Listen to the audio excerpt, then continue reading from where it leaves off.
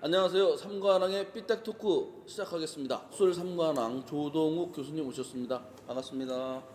아, 오늘도 삐딱하게 안 하십니까? 출연료를 줘야 인사를 맛있는 거 사드리겠습니다. 네. 고시 삼관왕은 불만이 없으시겠죠? 고시 삼관왕 최영 변호사님. 예, 반갑습니다. 네, 반갑습니다. 오늘은 또 여러분들이 좋아하시는 정책 하겠습니다. 청주 지역을 한번 싹 훑을 건데요. 먼저 민주당 임종석 전 대통령 비서실장 갑자기 좀 안 한다고 또 해가지고 386 세대들이 완전히 멘붕 왔더라고요. 또 자유한국당의 김세연 삼성 국회의원도 또 안 한다 이런 얘기해가지고 지금 폭풍이 좀 있을 것 같습니다. 좌우의 정반대를 상징하는 인물들인데 공교롭게도 같은 시기에 다음 총선에 불출마하겠다고 그래서 회한이 들었다고 할까요? 이 양반은 차차게 대권을 노리는 것 같아요. 사실 개인적으로는 대학 후배예요. 또 정보가 좀 많이 있는데 이미 전국 조직을 갖고 있어요. 통일이라는 이슈가 이제 차차게 이슈를 이제 선점해 갖고 가는 그런 길인데 두 발짝 팍 뛰기 위해서 네, 지금 약간 움츠러들고 그 김세연 의원인가요? 네. 이제 불출마 선언하는데 한국당 존재 자체가 역사의 민폐. 그건 충격이었습니다. 황교안, 나경원 간둬야 된다고 그러고 그렇죠. 뭐 한국당에도 이런 사람이 있나? 그런 사람은 왜 그만두냐 이거죠. 특히 정치라는 게 사실은 악화만 남게 되는 것 같아요. 양화는 다 없어지고 악화만 남게 되는 게 정치의 본성이지 않을까. 상당구가 사실은 후보자가 제일 많아요. 다른 지역이 한 두세 배는 될 정도거든요.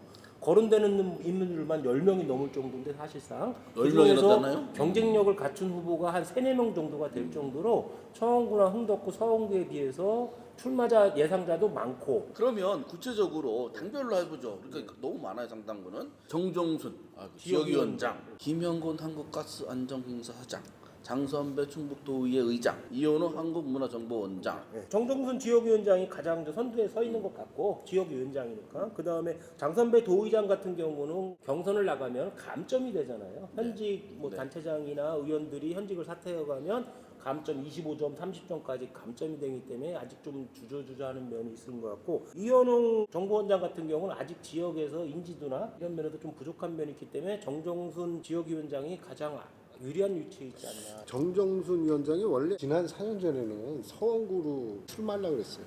그래서 제가 봤을 때는 이장섭, 네, 이장섭 천년씨, 도종환 의원은 이쪽으로 와요. 지금 말씀하신 대로 이장섭 법무부지사를 거론하셨지만은 민주당에서 만약에 상당구를 꼭 쟁취하겠다고 싶으면 거물로 거론되는 게 이제 인동연 전 부총리 같은 이제 안 경우, 온다 그랬고. 그 다음에 이금노 고검장 같은 경우, 그 다음에 이장섭이 맞으면 우종환 의원이 험지 출마론으로다가 이쪽으로 올 수도 있겠죠. 장선배 의장은 하면 감점 25점이니 현실적으로 어렵고, 이현웅 정보원장 아직 원장은 살아있는 아직 살아있으나 인지도에서 좀 그렇고. 만약에 도종환 의원이 이장섭 부지사한테 밀려가지고 이쪽 지역이나 아니면 세종이나 동남 4군으로 간다고 해서 만약에 떨어진다면 그 뒷감당을 누가 감당할 수 있겠어요? 아니 반드시 상당구.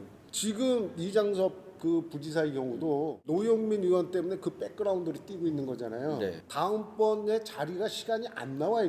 이제 노영민 의원이 저는- 힘을 잃어요. 저는 정치윤리상 도저히 그런 일이 벌어지면 안 된다고 생각해요. 어느 특정 개인을 위해서 선거 구도가 확 바뀌고 인물을 교체하거나 저쪽으로 보낸다는 걸 하는 거는 전체적인 정치 윤리상에 있을 수 없는 일이라고 아니 생각해요. 그러니까 아까도 말씀드렸잖아요. 정치하는 사람 악화만 남는다며.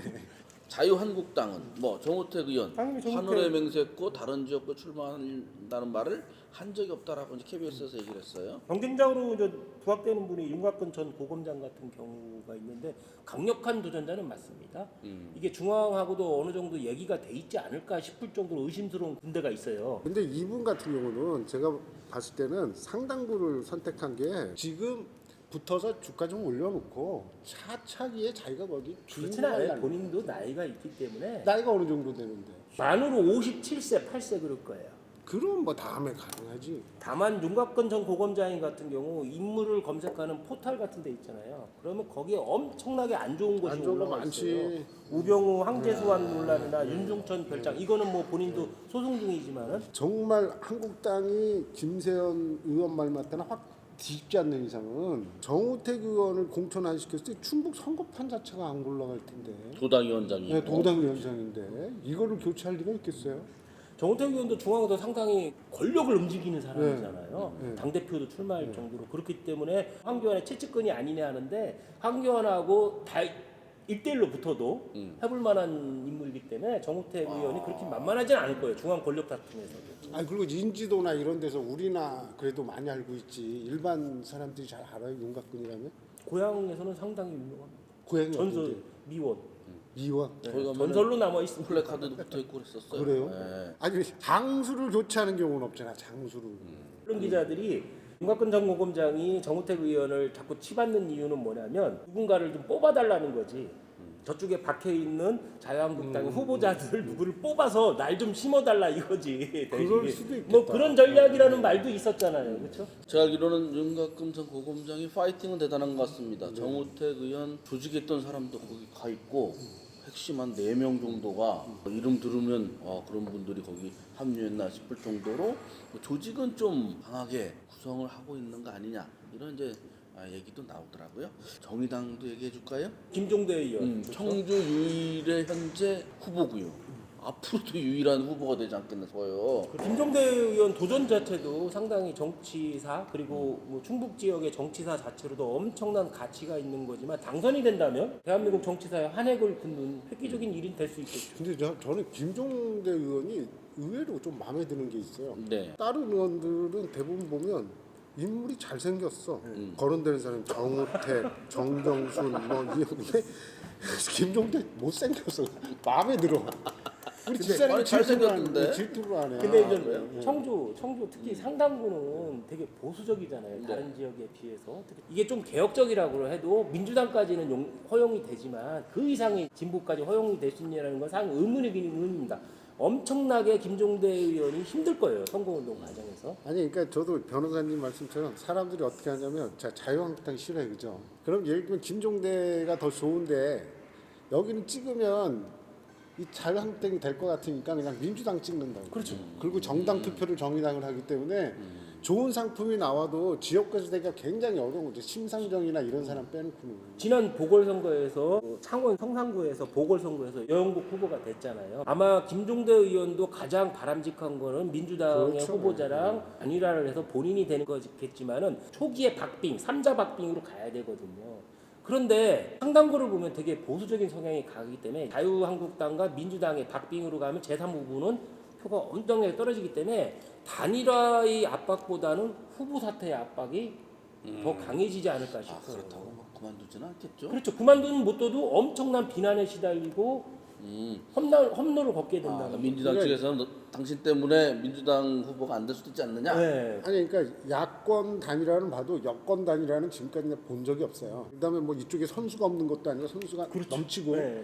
자 이제 예를 들면은 정종순 위원장이 나갔다고 쳐요.